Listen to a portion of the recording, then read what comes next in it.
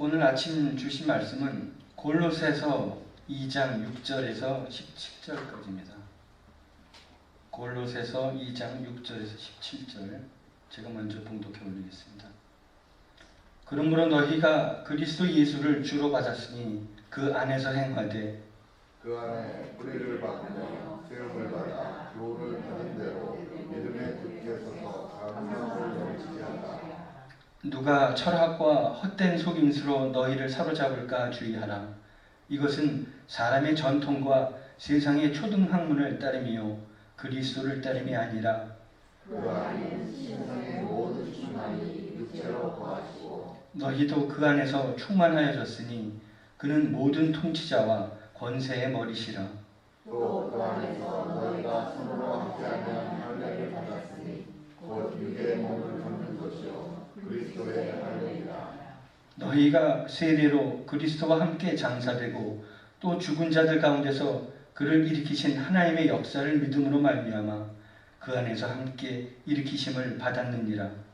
또 몸뼈와 육체의 머리를 주었던 너희를 하나님이 그와 함께 살리시고 우리의 모든 죄를 사하시고 우리를 거스르고 불리하게 하는 법정으로 쓴 증서를 지우시고 제하여 버리사 십자가에 못 박으시고 통치자들과 권세를 무력화하여 그러며 공격거리로 삼으시고 십자가로 그들을 이기셨느니라. 그러므로 먹고 마시는 것과 절기나 초하루나 안식일을 이유로 누구든지 너희를 비판하지 못하게 하라.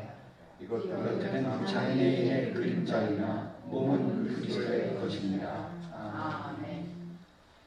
이제 이찬영 전도사님께서 예수가 전부다 라는 제목으로 말씀 선포해 주시겠습니다.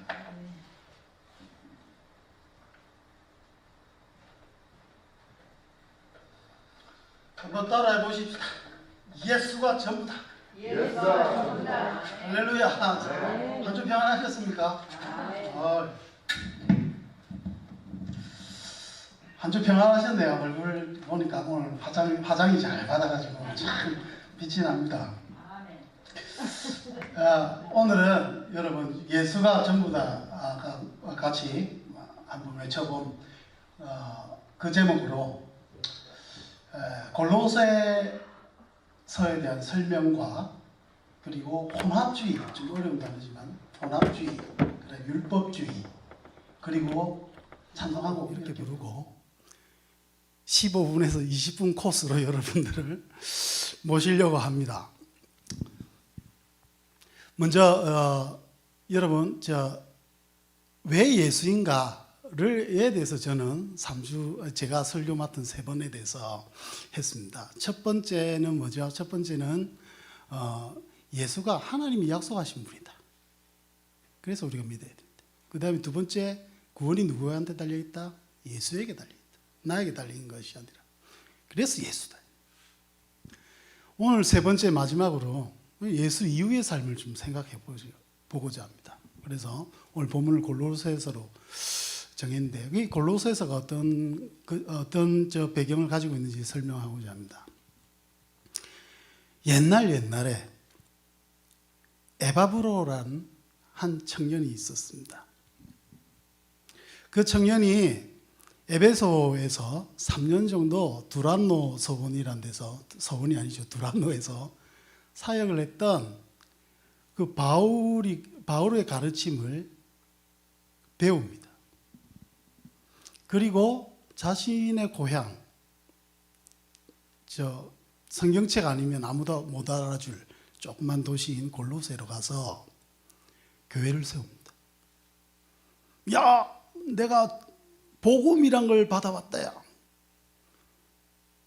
자기 가족들이 예수를 믿습니다.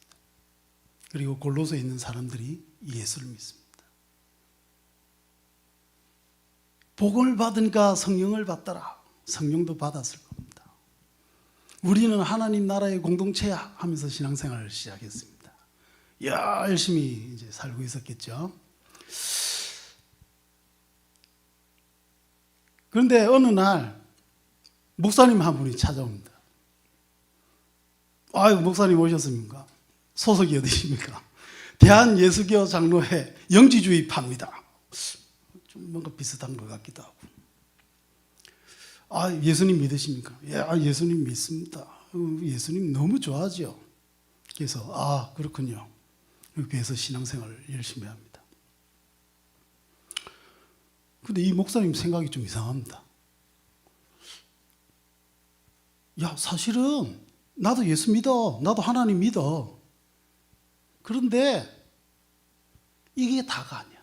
뭔가 부족해. 말고 구원에 대한, 구원을 얻기 위한 지혜가 필요해.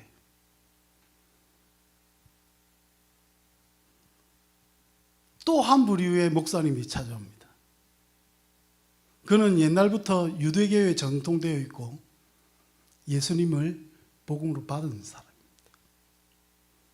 아, 목사님 잘 오셨습니다. 우리 또 같이 신앙생활 하십시다.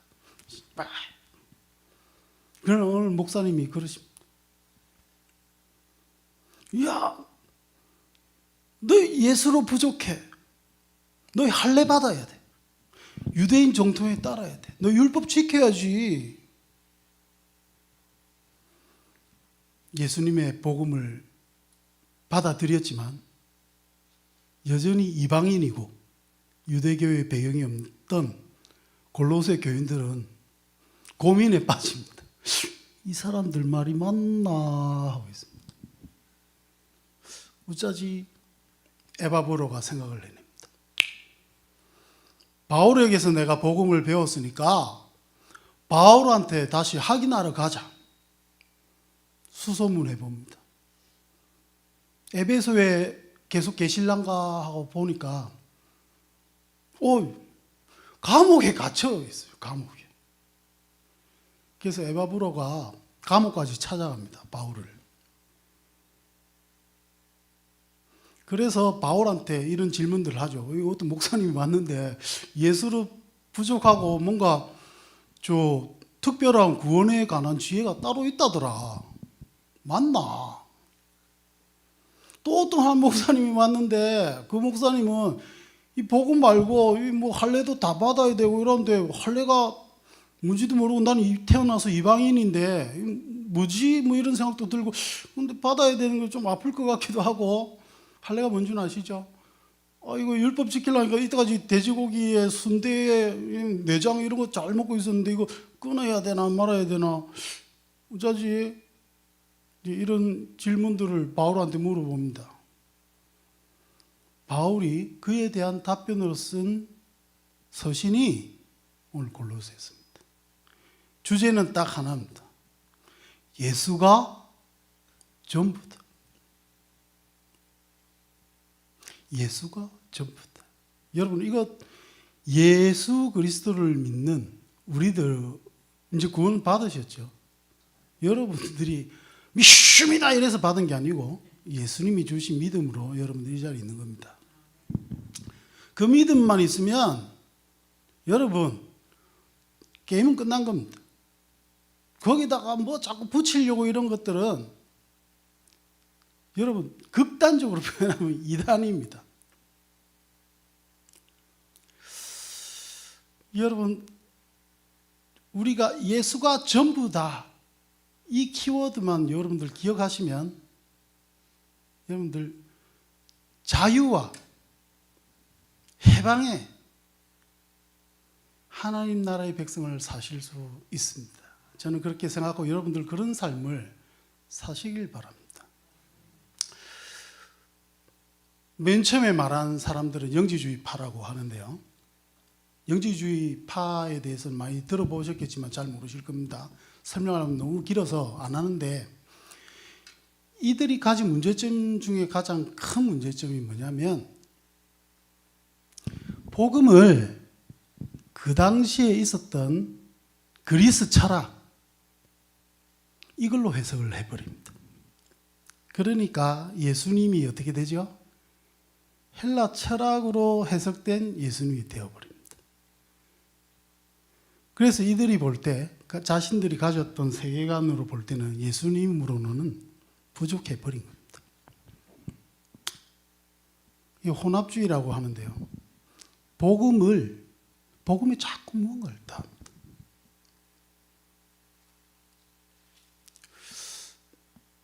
우리는 그런 모습 없을까 생각을 해보게 되죠.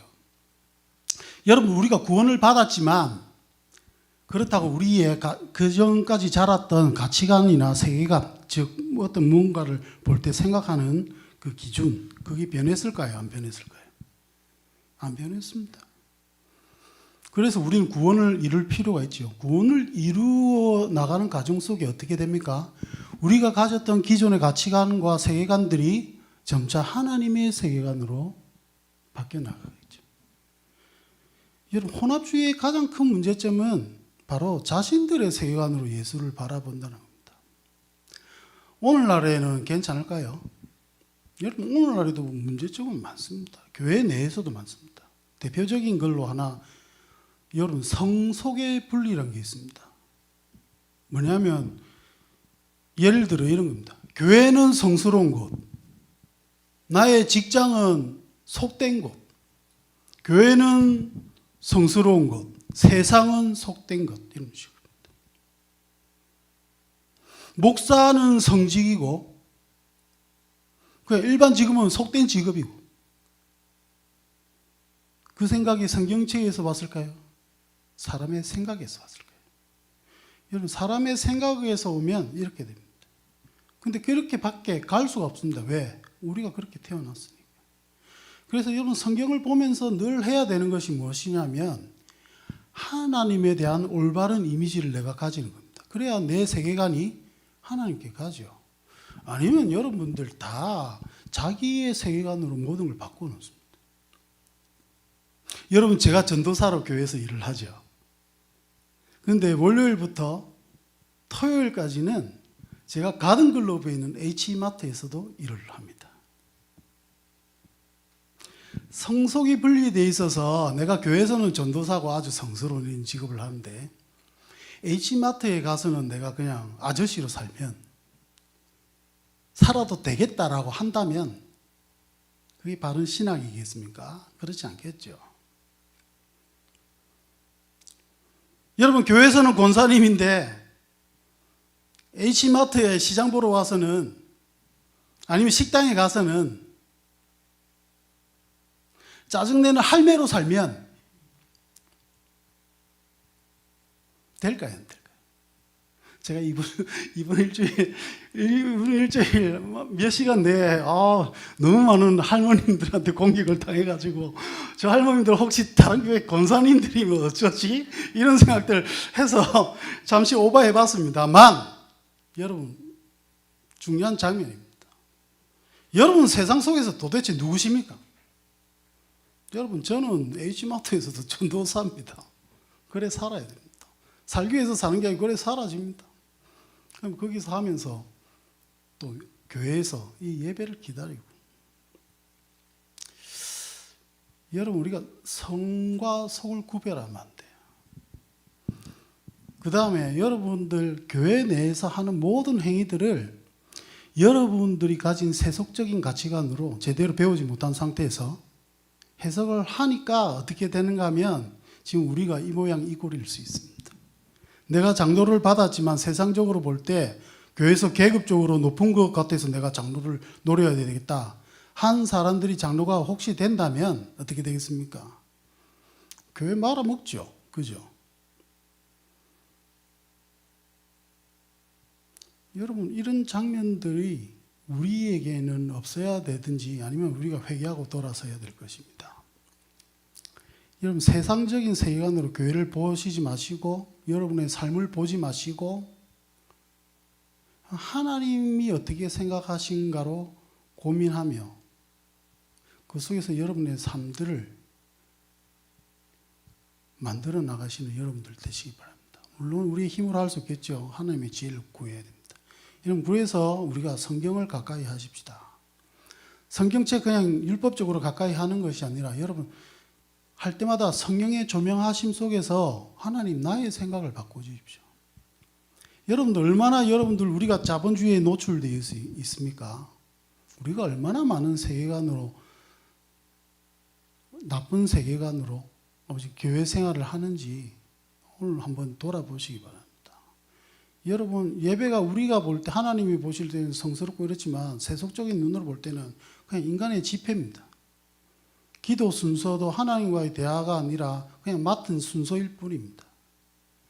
찬양도 노래지 찬양이 아닙니다. 그러면 자기 실력 발휘하기 위해서 흥금송합니다. 아, 이 노래 좋으니까 이 노래 한 뽑아볼까 이런 식으로 특송합니다. 하나님에 대한 찬양이 아니라 음악적으로 더 좋은 뭐 어떤 걸 하기 위해서 예배를 바꾸어 나갑니다. 여러분 그래서 종교개혁이 일어났고 루터는 찬양도 회중에게 돌려주었습니다. 왜? 전문가라는 음악 전문가라는 사람들이 뻘짓하니까 앞에 나가서 자기 실력 발휘하고 우우우우우우 하나님 찬양하고 관계없이 그런 거 하니까. 여러분 단어가 좀 세지만 뻘짓하는 신앙생활 우리 버리십시다. 하나님께 초점을 맞추고 내 생각을 조정해 나가시는 여러분들 되시기 바랍니다. 두 번째는 율법주의입니다. 세 번째는 율법주의입니다. 여러분 오늘 저 11절부터 15절까지 율법주의에 대해서 말하는데요. 이 율법주의의 기원은 이런 겁니다. 바리새인들 여러분 아시죠? 그들이 은혜를 몰랐을까요? 아닙니다. 은혜를 알았습니다. 은혜를 몰라서 행위를 중요시 여긴 것이 아니라 얘들이 쫄딱 망했잖아요. 이스라엘 백성이. 왜 망했을까 생각할 때 율법책이 발견됐어요. 보니까 어떻게 지금 이 계명 안 지키고 요래 안 지키고 요래 하니까 우리 망했더라. 그럼 어떻게 반대로 생각하겠죠? 어떻게 생각하겠습니까? 요거 이렇게 잘 지키면 하나님 나라가 도래할 것이다. 이렇게 생각했어요. 그래서 남녀노소 할 것 없이 율법 잘 지켜야지. 율법 잘 지켜. 지나가다 어떤 애가 율법이다 인상 쓰고. 여러분 그렇게 했습니다. 하나님 나라를 바랬지만 내 행위로 뭔가 잘 지키면 하나님 나라가 도래할 거다. 여러분 우리 안 그렇습니까? 우리가 성경책 많이 읽고 기도 하루에 2시간씩 하고 뭐 이렇게 하면 교회 부흥될 거다 이런 생각 혹시 안 해보셨습니까? 목사님이 말씀 쫙 전하고 성경 1권에서 66권까지 잘 하면 여러분 부흥이 일어날 거다. 우와, 내가 오늘부터 성경을 일독할기를. 신학교에 가니까 성경 100독씩 한 사람이 왜 그리 많은지 입에 달고 사네요. 저는 성경 한 100독 하면 내가 100독 했다 소리 안 할 것 같은데. 그죠?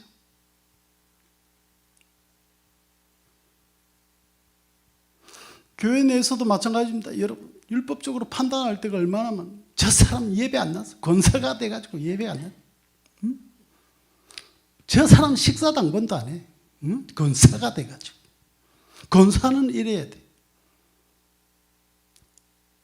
또 뭐가 있죠? 예배에 교동운이 빠지면 안 돼. 찬송가로 무엇든지 해야 돼.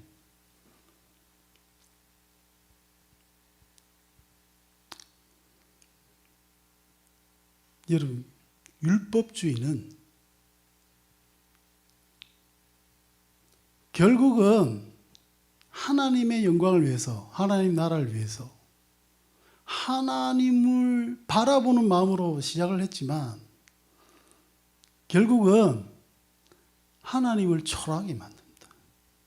왜? 여러분 무슨 나쁜 일 생겨 보십시오. 어떤 사람이 사업하다가 망했다 칩시다. 율법적으로 생각하면 어떻게 돼요? 내가 예배를 잘 안 나와서 내가 쫄딱 망했구나. 내가 기도를 안 했어.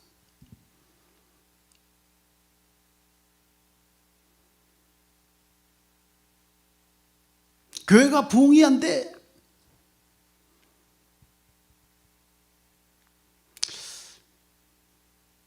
성도들이 뭘 안 해서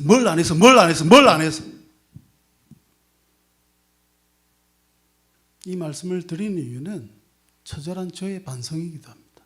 신학교를 마쳐서 이제 본격적으로 사역을 준비해야 되는데 교회 행정을 담당하다 보니까 제 마음에 여러분을 판단하는 기준이 하나님의 사랑이 아니라 저 권사님은 기도다. 저 권사님은 뭐도 안 해. 뭐도 안 해. 뭐도 안 해. 뭐도 안 해.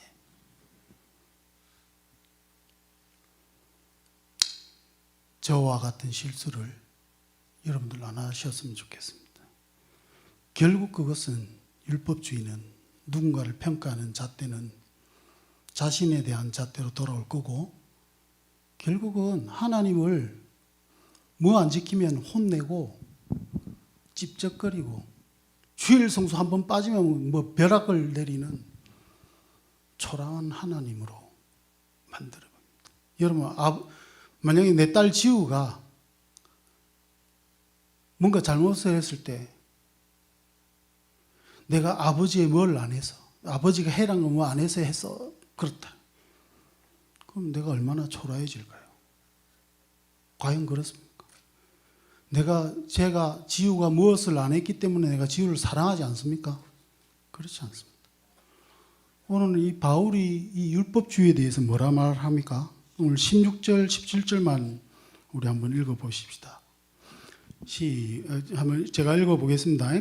그러므로 먹고 마시는 것과 절기나 초하루나 안식일을 이유로 누구든지 너희를 비판하지 못하게 하라. 이것들은 장래의 일의 그림자이나 몸은 그리스도의 것이니라. 이것으로 우리가 판단하지 마십시다. 여러분, 예수면 됩니다. 그러면 율법이 필요 없습니까? 율법이 필요 없습니까? 그렇지 않습니다, 여러분. 왜 필요합니까? 공동체의 운영을 위해서 필요합니다. 그죠? 우리가 예배 순서 없이 자기 마음대로 한다면, 자기 드는 예배 마음대로 한다면 어떻게 되겠습니까? 공동체 질서가 서겠습니까? 아닙니다. 질서를 위해서죠. 우리가 공동체를 사랑하는 마음으로, 하나님을 사랑하는 마음으로 이 율법 위에 서시기 바랍니다. 그래서 율법은 여러분 질서 유지함이고 어떤 무언가를 표현하기 위한 도구이고 제한 사항이기도 합니다. 우리를 막아주는 역할을 하기도 하죠. 그래서 여러분 어떻게 하면 기억하기 쉽을까 생각하다가 유행가 제목을 좀 가지고 왔어요. 텔레비전 제목도 있던데, 여러분 율법의 사랑을 싣고, 예? 추억에 뭐 있죠. 공동체를 위해서 여러분 율법의 사랑을 싣고. 전영록의 유명한 노래 사랑은 쓰려거든 연필로 쓰세요. 사랑을 쓰려거든 여러분 율법으로 쓰시기 바랍니다. 교회 예배 순서, 교회에서 어떤 직분을 감당하실 때 우리가 질서에 맞게 장로의 법도 있고 이런 것들 따라야 되죠. 그렇지만 이 모든 것들이 여러분 하나님의 사랑을 바탕으로 지켜내는 여러분들이기 바랍니다. 그래서 이 율법들이 여러분을 편협하게 만들고 갇히게 만들고 다른 사람을 정죄하게 만드는 것이 아니라 하나님의 사랑의 표현의 도구가 되는 펜의 역할을 하는 율법이 되길 바랍니다. 그것으로 공동체 질서를 유지하며 나아갔으면 좋겠습니다. 절대 율법이 잣대가 되어서 서로 평가하고 이렇게 하기 시작하면 저희 교회 올해 목표인 사랑으로 역사하는 교회는 여러분 없습니다. 무조건 여러분 하나님의 사랑, 예수가 전부다. 저 사람에게도 예수가 전부고 나에게도 예수가 전부다. 이것만 기억하시면 될 것 같습니다. 말씀을 맺으려고 합니다. 여러분 우리가 살면 인간이 죄된 모습이 있어서 혼합하려고 하는 모습으로, 그리고 율법주의에 빠지기 쉬운 모습으로 나아갈 수밖에 없는 존재입니다. 그래서 성령의 조명이 늘 있어야 될 것입니다. 여러분 그래서 성령을 바라시기 바랍니다. 날마다 하나님께서 나를 성령으로 인도하여 주시옵소서. 두 번째, 여러분 예수가 전부이기 때문에 다른 사람의 시선을 돌리기보다 먼저 하나님의 사랑을 표현하기 위해서 내 내 사랑하는 하나님 앞에 예배하기 위해서 이 자리를 지켜내시기 바랍니다. 저는 여러분들이 억지로 신앙생활 안 했으면 좋겠어요. 권사니까 억지로 나와서 예배드리고 식사 당번하고 기도하고, 여러분 세상에 억지로 해야 될 게 얼마나 많은데 예배 신앙생활까지 억지로 합니까? 저는 마음이 아픕니다. 마음이 아픕니다. 왜 그래 사는지 모르겠습니다. 나를 볼 때도 그럴 때 있겠지만 여러분, 사역자로서 여러분 억지로 여러분의 직분 감당하고 안 했으면 좋겠습니다. 물론 압니다. 저도 H마트에서 일하니까요. 저도 오늘 마치고 3시부터 밤 10시까지 일해야 돼요. 힘들어요. 예배 시간 오면 잠 오죠. 제가 왜 지금 이렇게 하는 줄 아십니까? 토요일 예배 때 여러분들 잘까봐 지금 막 이런 식으로 하는 겁니다. 제 땀에는.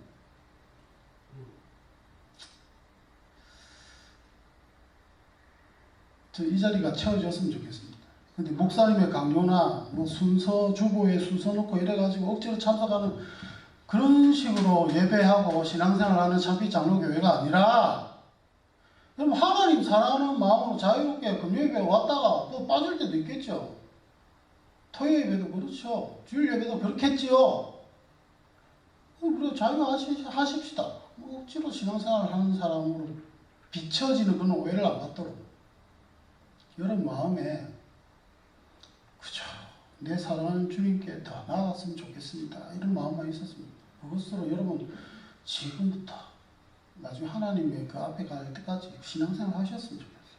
오직 그걸로. 저도 그렇고 뭐 다른 율법 뭐 이런 거 우리 너무 신경 쓰지 말고 그렇게 하십시다. 그럼 그게 하나입니다. 오늘 지금 마지막으로 제가 4주를 가까이 하게 하면 이 찬양 같이 하려고 준비했는데, 여러분 우리 삶이 십자가 진 같은 어려움 속에 있잖아요. 어려워요.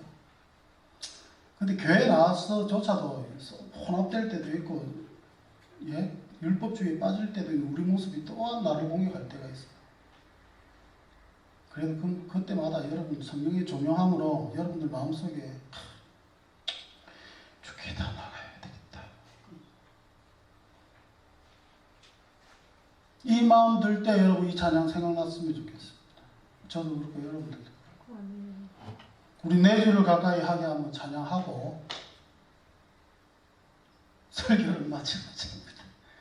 이제 당 떨어질 시간이 되었습니다. 식사를 가야 되죠. 우리 이 찬양에 마음을 싣고 사랑의 하나님 바랍니다.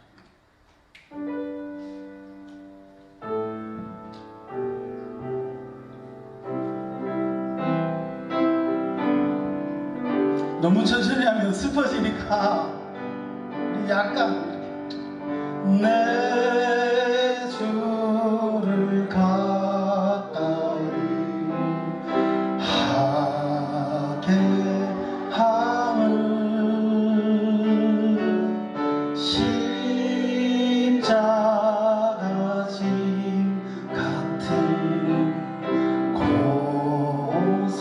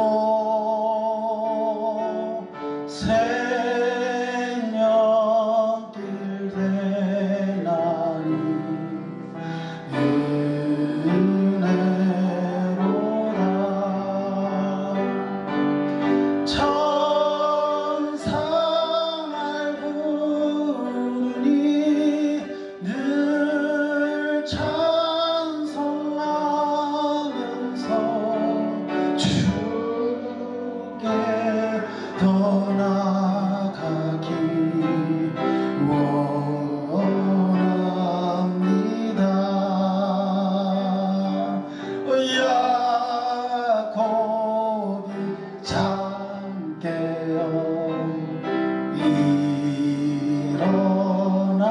일어나루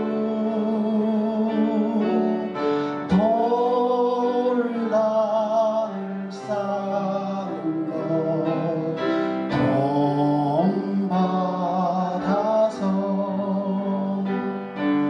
숨질 때 되도록 늘 찬송하면서 주께로 나가기 내 일생 소원은 늘 찬송하면서 내 일생 소원은 늘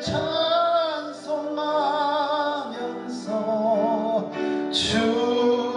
주께로 나가기 꿈에도 소원이 늘 찬송하면서 꿈에도 소원이 늘 찬송하면서 주께로 나가기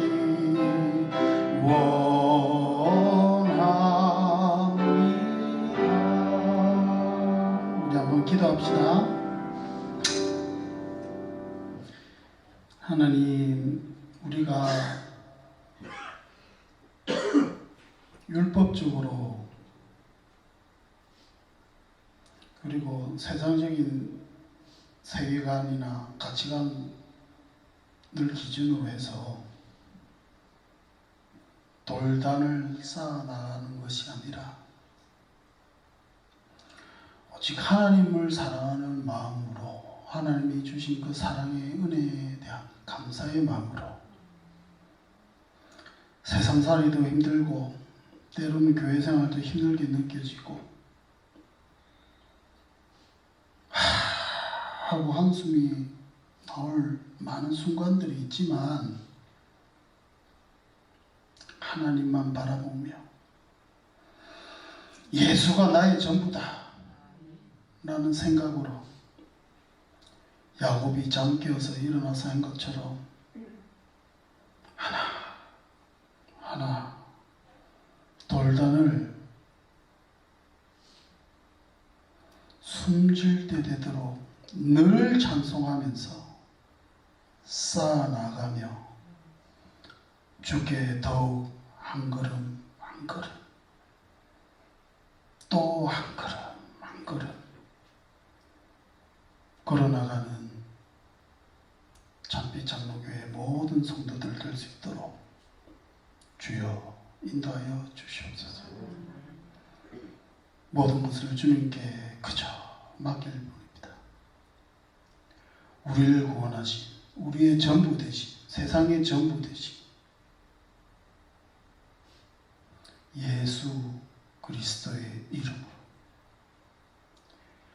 예수 그리스도의 거룩하신 이름 받들어 간절히 기도하옵나이다.